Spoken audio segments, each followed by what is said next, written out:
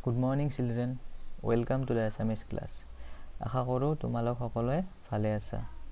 আজি আমি আৰম্ভ কৰিম 4 নম্বৰ পাঠ। 4 নম্বৰ পাঠটিৰ নাম হৈছে জ্ঞানী চৰাই। নহ'লে পাঠটি আৰম্ভ কৰোঁ। এখন ঠাইত এহাল চৰাইয়ে এডৰা ধাননিৰ মাজত বাহ সাজি থাকিবলৈ লৈছিল। চৰাইহালে দিনৰ দিনটো ঘূৰি ফুৰি আহাৰ খায় আৰু সন্ধিয়া হ'লে বাহলৈ উভতি আহি বিশ্ৰাম লয়। এনেদৰে দুয়ো বৰ সুখে সন্তোষে আছিল। এদিন মাইকী চৰাইজনীয়ে 2টা কণী পাৰিছিল। তাকে দেখি মতা চৰাইটোৰ মনত বৰ আনন্দ লাগিছিল। সময়ত কণী ফুটি পোৱালি জগিল। ইফালে পথাৰৰ শস্যও পুৰঠ হৈ আহিবলৈ ধৰিলে।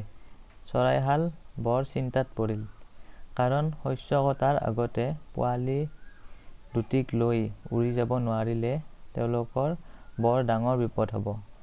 তাকে ভাবি মতা চৰাইটোৱে পোৱালি দুটাক ক'লে, বোপাইহঁত, আমি নথকা সময়ত খেতি চাবলৈ আহি খেতিৰ গৰাকীয়ে যি কথা কয় মনে মনে শুনি থাকিবি, অকণো শব্দ নকৰিবি। এদিনাখন মাক বাপেক সন্ধিয়া বাহলৈ উভতি অহাৰ পিছত পোৱালি দুটাই পিতাকক ক'লে, পিতাই, আজি খেতি চাবলৈ খেতিয়কজন পুতেকৰ সৈতে আহিছিল। তেওঁ খেতিডৰা চাৰিওফালে ঘূৰি পকি চাই কৈছে, শস্য কাটিবৰ হ'ল। মোমায়েৰাৰ ঘৰৰ পৰা মানুহ 2জন আনিব লাগিব। এতিয়া আমাৰ কি হ'ব পিতাই? আমি ক'লৈ যাম? মাইকী চৰাইজনীয়ে পোৱালি দুটাক বুকুৰ মাজত লৈ কান্দিবলৈ ধৰিলে। মতা চৰাইটোৱে সান্তনা দি ক'লে, মিছাতে ইমান চিন্তা নকৰিবি। খেতিয়কজন ইমান সোনকালে শস্য কাটিবলৈ নাহে।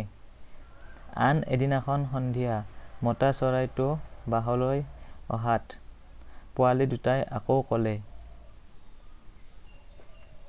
পিতাই, আমি এই ঠাই এৰিব লাগিব, কাৰণ খেতিয়কজনে আজিও পুতেকৰ সৈতে খেতি চাবলৈ আহিছিল।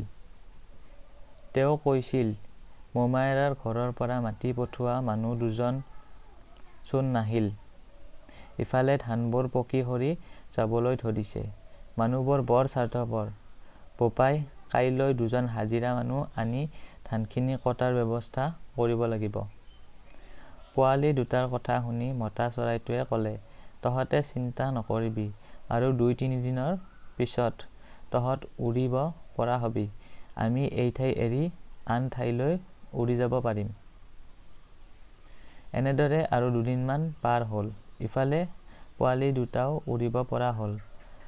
আন 2 দিনৰ দৰে সেইদিনাও দিনটোৰ আহাৰ বিচাৰি উভতি অহাৰ পিছত পোৱালি দুটাই মাক দেউতাকক ক'লে, আই পিতাই, খেতিয়কজন আৰু পুতেক আজিও আহিছিল। তেওঁ কোৱা শুনিলো বোপাই হাজিৰা মানুহো নাপালো।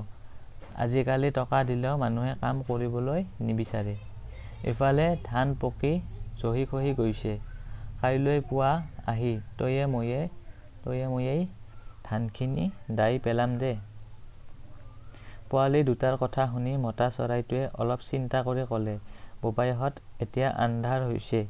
কাইলৈ দোকমোকালিতে আমি এই ঠাই এৰি আন ঠাইলৈ যাব লাগিব। মতা চৰাইটোৰ কথা শুনি মাইকী চৰাইজনীয়ে সুধিলে, এইবাৰ ধান কাটিবই বুলি আপুনি কেনেকৈ জানিলে?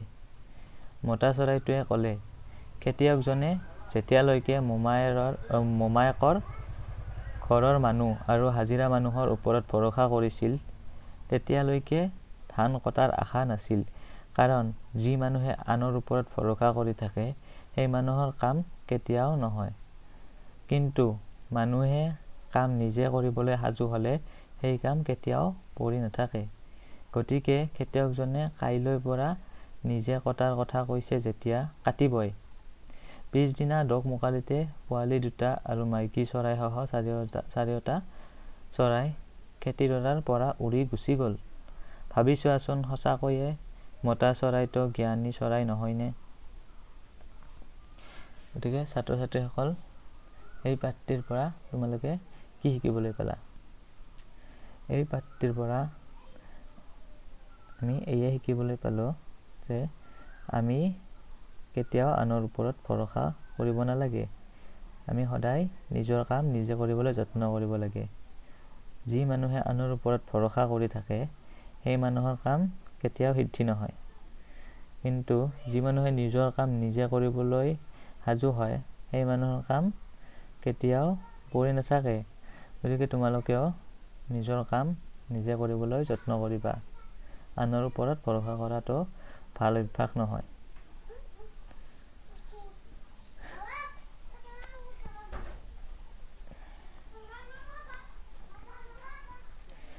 অনুশীলনীৰ প্ৰশ্নবোৰ তোমালোকে যিমানখিনি পাৰা নিজে লিখিবলৈ চেষ্টা কৰিবা আৰু নোৱাৰাখিনি মই কৰি দিম। ঠিক আছে, আজিলৈকে ইমানেই। ধন্যবাদ।